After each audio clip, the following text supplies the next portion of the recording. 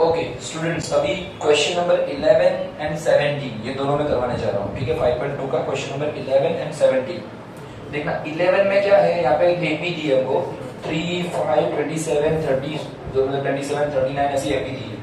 लेकिन हमको पूछा है कि एन ढूंढना है, पर एन भी कैसे ढूंढना है आपको इनडायरेक्टली दिया है। देखते हैं कैसे किया।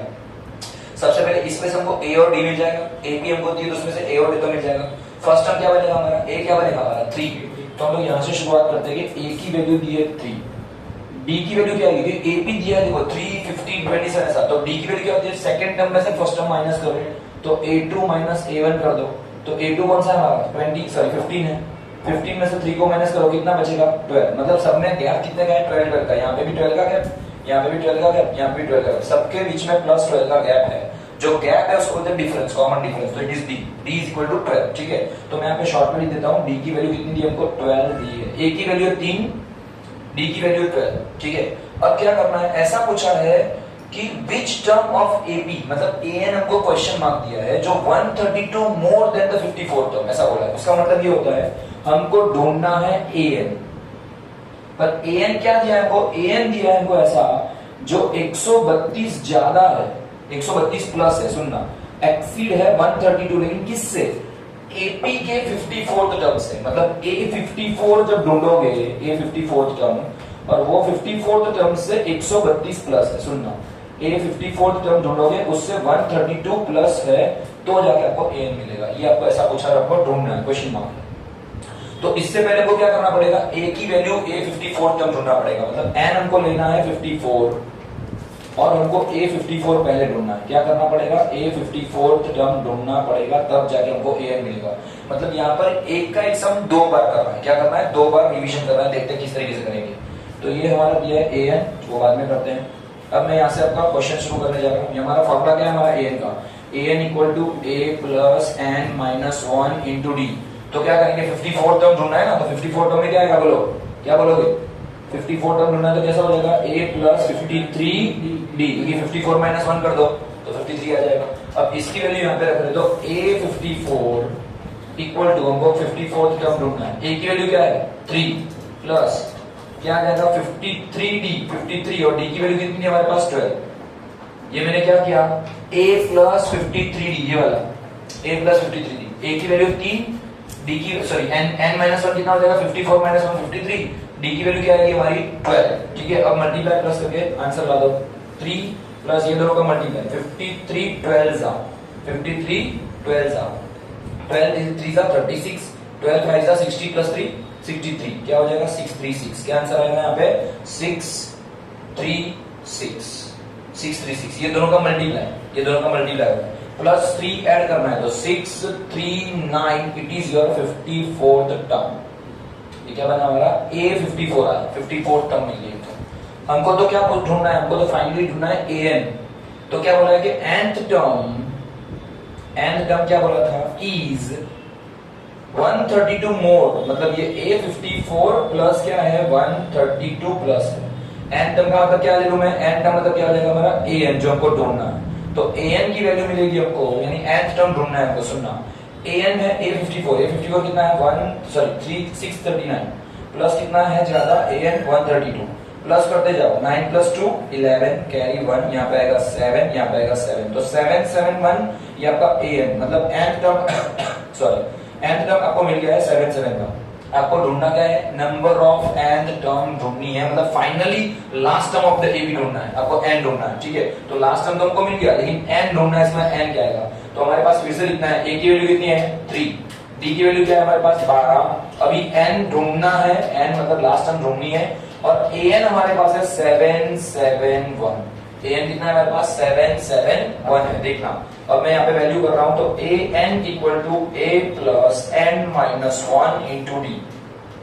an का आंसर है हमारे पास कितना है 771 इक्वल टू, ये an की जगह पे लिख दिया मैंने, a की वैल्यू है 3 प्लस n हमको ढूंढना है तो n as it is, d की वैल्यू 12 मल्टीप्लाई में आएगा, ये 3 कहां पे प्लस में, सामने की ओर राइट में, तो यूं जाएगा तो क्या हो जाएगा माइनस, तो 771 में से 771 माइनस 3 कर दो तो कितना बच जाएगा 768, खाली 3 को माइनस करना है। तो क्या करेंगे हम लोग, ये 3 को लेके जाएंगे इस साइड में, बन जाएगा माइनस, तो 771 में से 3 को माइनस करोगे आंसर आएगा 768, मैंने डायरेक्ट कर दिया है। इक्वल टू आएगा, ये 3 हट गया यहाँ से, तो n माइनस 1 इंटू क्या बचेगा 12 बचेगा। 12 कहाँ पे मल्टीप्लाई में, सामने जाएगा तो डिवीजन में, तो 768 डिवाइड बाय 12 इक्वल टू आएगा n माइनस 1। तो 12 से इसको डिवीजन करो, 12 6 72 बचेगा 4, 12 4 होता है 60 सॉरी 48। सुनना फिर से, 768 को हम लोग 12 से डिवीजन करेंगे, 12 6 72 बचेगा 4, ऊपर से आया 8, तो क्या आएगा 12 4 होता है 48, मतलब 64 आता है। क्या आ रहा है, तो n माइनस 1 इक्वल टू 64 और n इक्वल टू आएगा हमारा 65। मतलब हो गया नंबर ऑफ टर्म जो है हमारी n तक कितनी आ रही है 64 से 65th टर्म, क्या हो जाएगा 65th टर्म।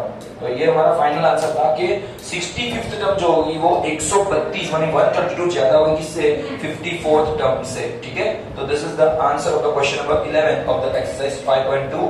ये हो गया।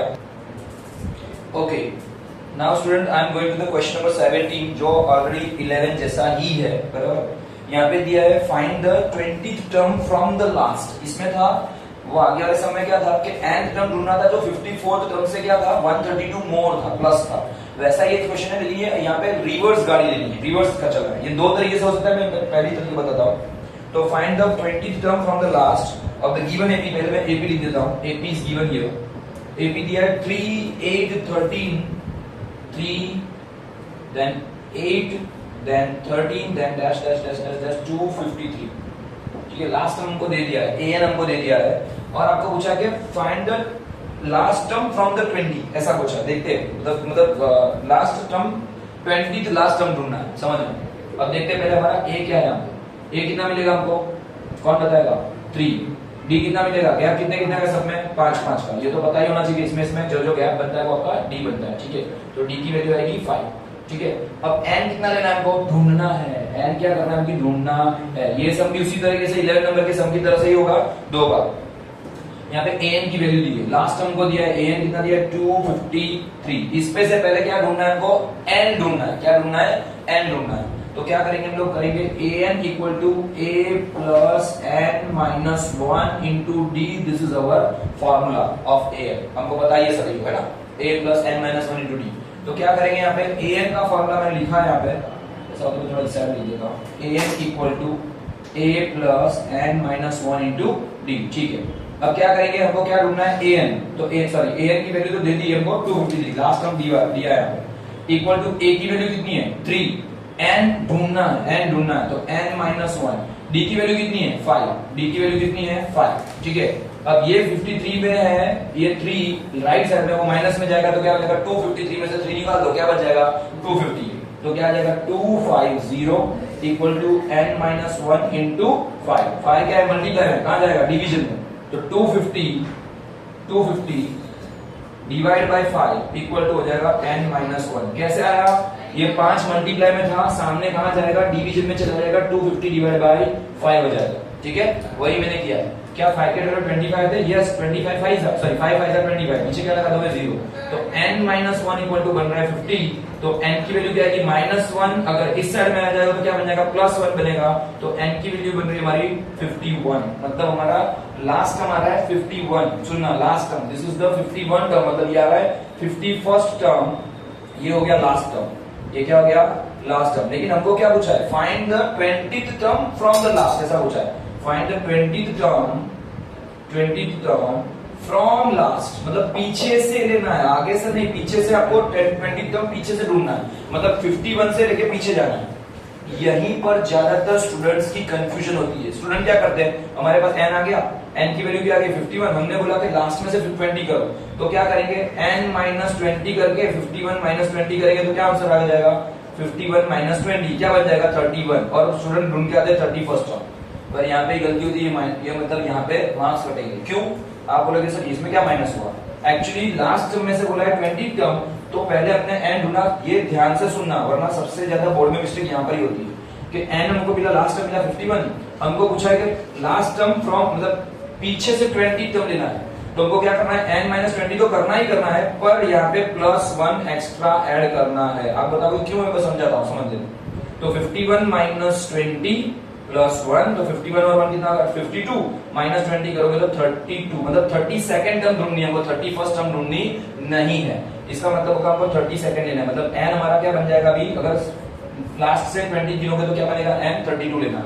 देखते हैं a इक्वल टू क्या हो जाएगा हमारा 3 है, d की वैल्यू कितनी है हमारी 5, अब n क्या लेना है हमको लास्ट से लेके 20 टर्म, पीछे से 20 टर्म, तो n हमारा बन जाएगा 32। ये है लास्ट टर्म से, मतलब पीछे से आ रहा है। आप बोलोगे सर अभी भी समझ में नहीं आया, मैं जैसे आपको बता रहा हूं, सपोज मान लो कि 1 से 100 नंबर के एक स्टूडेंट बिठाए, सपोज मान लो आपको 1 2 3 4 5 से लेके 100 रो बिठाई, नंबर दिया है सबको, स्टूडेंट को रोल नंबर दिया है, 1 से 100 स्टूडेंट बिठाए, सपोज मान लो मैं यहाँ पे से गिनता हूँ, यहाँ से 1 से लेके 90 तक बैठे, सपोज मान लो 1 to 90 तक, पर आप लोग आगे से गिनते लास्ट वाली रो में बैठे, सीधा है, यहाँ से शुरू किया 1 2 3 4 5 6 7 8 9 से लेके 91 92 93 सब ऐसे। अब मान लो कि लास्ट में बैठे 91 92 93 94 95 96 97 98 99 और लास्ट में बैठा है 100 का स्टूडेंट। अब मैं यहाँ से खड़े यहाँ से मेरे सामने से 100 स्टूडेंट बैठे, मैंने सबको रोल नंबर दे दिए।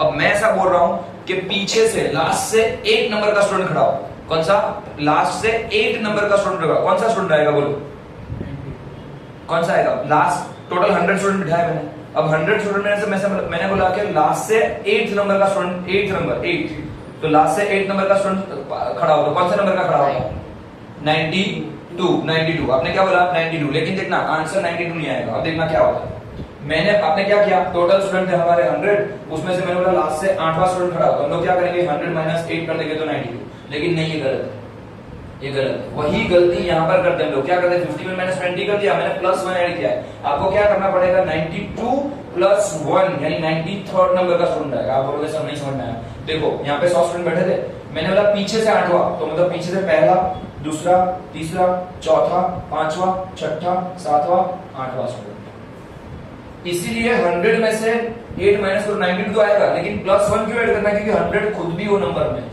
इसलिए अगर 51 टर्म दिया था तो हमको पीछे से 20 टर्म करते हैं, तो वहां पे सिर्फ 20 नहीं निकालना है, इसका प्लस 1 यहाँ पे ऐड करना है, इसलिए यहाँ पे 31 नहीं आएगा लेकिन 32 लेना है, इसलिए लेना है इस तरीके से। समझ में आया भी आपको, समझ में क्वेश्चन का, तो इस तरीके से क्वेश्चन हमारा सेट आउट होगा। ठीक है, अब हम लोग क्या करेंगे, लास्ट से 20 टर्म ढूंढते तो आंसर क्या बनेगा हमारा 32 टर्म करना है।